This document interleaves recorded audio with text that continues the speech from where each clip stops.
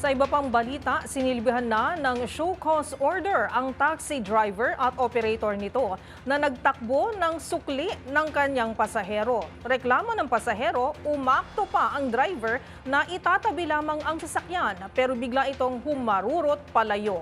Nagbabalik si Val Gonzalez.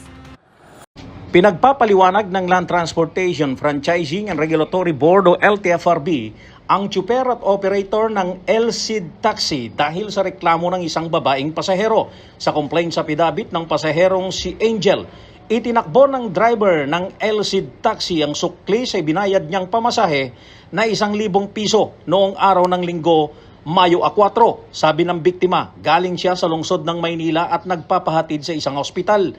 100 piso mahigit lamang aniya ang inabot ng metro pero sinisingil siya ng 250 pesos nang hindi pa nakikilalang driver.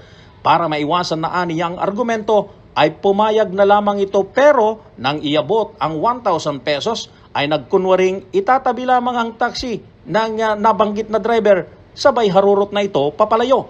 Batay sa verification record ng LTFRB, isang Rolando Bagorio na taga-Payatas, Quezon City ang operator ng sangkot na LSID Taxi na may plakang ABL 2026. Sa show cause order, pinagpapaliwanag ng LTFRB ang driver at operator ng taxi kung bakit hindi dapat suspendihin, kansilahin o bawian at tanggalan ng prangkisa ang nabanggit na taxi company. Dahil dito itinakda ng regulatory agency ang isang pagdinig na gaganapin alas 10 ng umaga sa darating na Mayo 16. Para sa MBC TV Network News, ako si Val Gonzalez, DZRH, una sa Pilipinas, una sa Pilipino.